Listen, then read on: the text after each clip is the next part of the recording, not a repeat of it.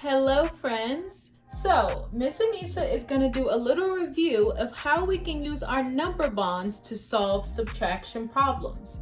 We're going to start by looking at this word problem. It says, Jacob has 13 bouncy balls. He gives 8 to Pete. How many bouncy balls does Jacob have left? So, I already said we're working with subtraction problems, so we know we're going to write a subtraction sentence. We just need to make sure we write it correctly. So, it says Jacob has 13 bouncy balls. So, I'm going to write 13. And then he gives 8 to his friend Pete. So, our problem is going to say 13 minus 8. Now, some of my friends might look at this and say, oh, Miss Anissa, I know 13 minus 8, no problem. That's awesome, friends. But I also want to show you how you can create an easier problem than 13 minus 8 to solve and get the answer. So, like I said, we're going to use the take 10 method, and it's all in the name with how we're going to use it. So first we're going to make a number bond, and we're going to take 10 from our number. So we're going to take 10 from 13. If I take 10 from 13, what am I left with, friends? I'm left with 3 because we know 3 plus 10 equals 13. And now there is an easier problem that we can work with to help us solve. So we can use our 10 and we can subtract 8 from it. Do you see that? We can do 10 minus 8. And what is 10 minus 8, friends? And if you're having a hard time thinking of it in your head, imagine you have 10 fingers and you put down 8. How many do you have left? 10 minus 8 is equal to 2. And so now all we have to do is add back. We have to use our ordinary number from our number bond, our 3, and we have to add that back to the 2 that we got from 10 minus 8. So 3 plus 2 is equal to 5. And if all of this work is correct, friends, then that means that 13 minus 8 is also equal to 5. All right? So that's how we can use the take 10 method to help us solve. Now, let's say that instead of 13 bouncy balls, let's say Jacob has 23 bouncy balls, okay? But he still gives 8 away to his friend Pete. Now, our problem is going to change a bit, but look and see how it doesn't change that much. So, instead of 13 minus 8, because he has 23 bouncy balls, we're going to change this 1 into a 2 because he has 23 balls and he gave 8 away to his friend Pete. Now, we're going to create our number bond for 23. We're still going to take 10 because we're doing our take 10 method, but now, instead of just having 3 left, we have 13 left because 13 plus 10 is equal to 23.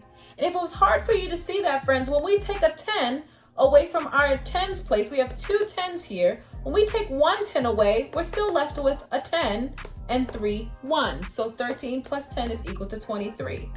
And look, we can still do that easier problem we had set up before. Our 10 minus 8, which gave us 2.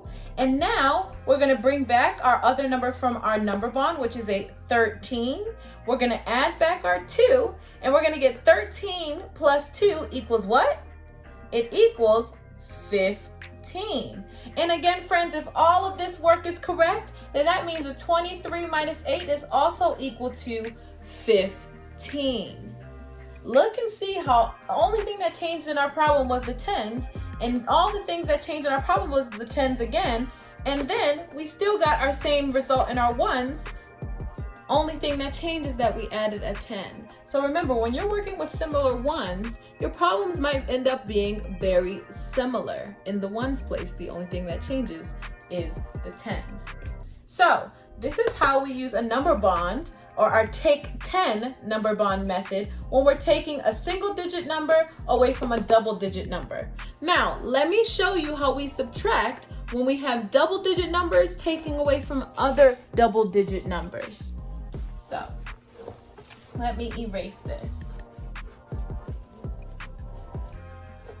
So for our example, we're gonna do 85 minus 60. So again, we can't do the take 10 method for this because we have quite a bit of 10s here in our problem. we have a double-digit number and another double-digit number. So instead of the take 10 method, we're still going to use our number bond, but instead we're going to separate our tens from our ones in our number. So how many tens do we have in 85? We have 8 tens, and 8 tens is just equal to 80. And how many ones do we have in 85? We have 5 ones. 5 plus 80 is equal to 85. All we did was separate our tens and our ones.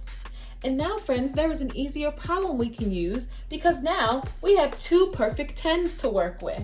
So Miss Anissa is going to circle her 2 perfect tens and she's going to rewrite the problem. 80 minus 60. Now, some of you might be looking at me and saying, Miss Anissa, 80 minus 60 is not an easy problem. But wait, friends, it really is. If you're looking at 80 minus 60, just remember that the only thing making these a 10 are the zeros. But if I took away the zeros and I just had 8 minus 6, what would I get? If I had 8 and I take away 6, I'm going to get 2. So with our tens, those bigger tens, friends, don't be intimidated because they're big. If 8 minus 6 is equal to 2, then that means 80 minus 60 is equal to 20. All Miss Anissa did was add back those zeros, friends. Don't be intimidated by those big numbers. 80 minus 60 is equal to 20, okay?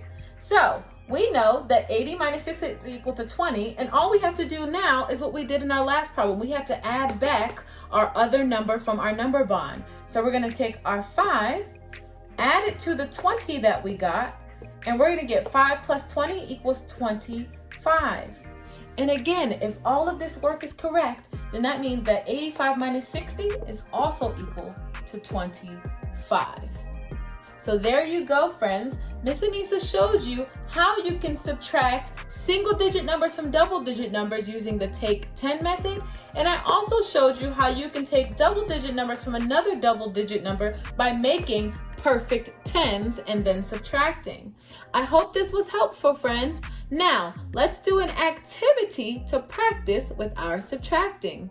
See you later, guys. Bye.